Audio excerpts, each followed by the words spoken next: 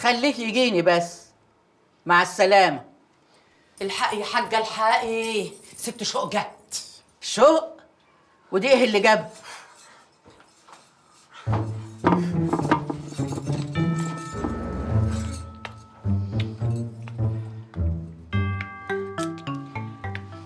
في ايه يا شوق؟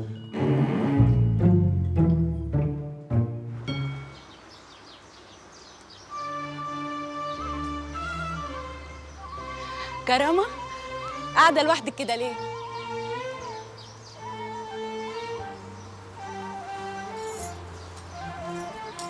ايه ده؟ انتي بتعيطي؟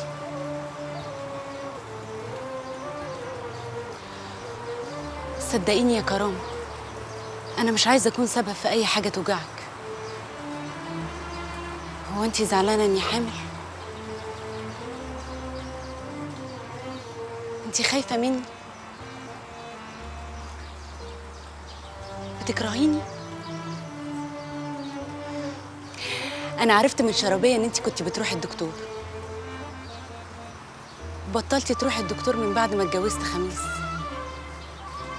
ليه يا كرامة؟ هو انتي بتتعالجي عشان نفسك ولا عشان أي حد تاني؟ هو انتي مش عايزة ترجعي تتكلمي تاني؟ خلاص. والله انا بنت حلال مصفي اني اشوفك قبل ما امشي. يا اهلا بمرات الغالي وام اول حفيد هيفرح عيلتنا ان شاء الله. اهلا بيك. انا شو مرات الخال، فاكراني ولا نسيتيني؟ لا فاكراكي. ازيك؟ الحمد لله. بنتي يا كرامه ينيلك، انت لسه يا بنت متكومه زي البقجه. ما وحشتكيش؟ مش عايزه تقومي تسلمي عليا وتاخديني في حضنك؟ هي خايبه كده هتفضل طول عمرها. طب اسيبكم انا بقى. لا تسيبينا ده ايه؟ ده انا جايه لك مخصوص عايزاكي في كلام يخصك. اقعدي. بس مش عايزاكي تجيبي سيره ان انا اللي قلت لك الكلام ده. انا قصدي مصلحتك، ومش عايزاكي تترمي رميه المحروسه دي.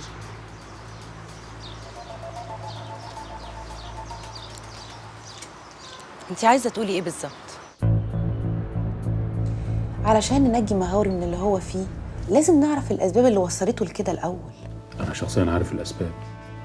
الهباب اللي بيبلبعه ده. الهباب ده نتيجه بس مش سبب. يعني ايه؟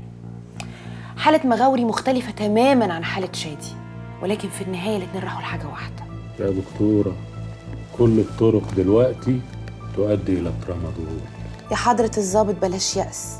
زي ما نجحنا مع شادي ممكن قوي ننجح مع مغاوري كمان، بس بشرط. اللي هو لازم نلاقي له حلول على ارض الواقع، مش مجرد نقعد نقول كلام حلو وخلاص.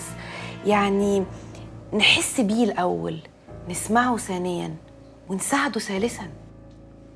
ونصدقه يا دكتوره. مهم جدا نصدقه. مظبوط، نصدقه. وانت ياما برضه هيخيل عليك الشويتين بتوع الشوق دول. انت سألتني على اللي قالته وانا قلت لك.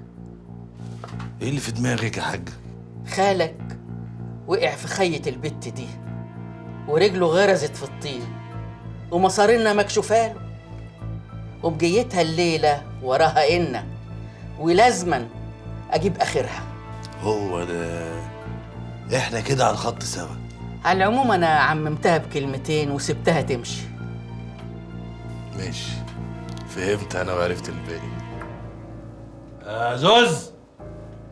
على العموم هي حفرت الحفرة لروحها وسهلتها علينا. تحت امرك يا فندينا. الحية خرجت من الجوهر. عايزك تلبد لشوق، تعرف لي سكتها لحد فين واخرها ايه. عايز اوصل للخال يا زوز. تحت امرك يا فندينا. زوز. ايوه يا حاجه. شيع لي بجاشي. ايوه يا حاجه، بس بجاشي مشغول اليومين دول في موال الانتخابات. يخلص الموال ويجيني. قول له انت بس كده. تحت امرك يا حاج، بالاذن يا فندينا. مش عايز الاذى يطول الخال يا حاج. هو اللي اذى روحه لما مشي ورا مرة.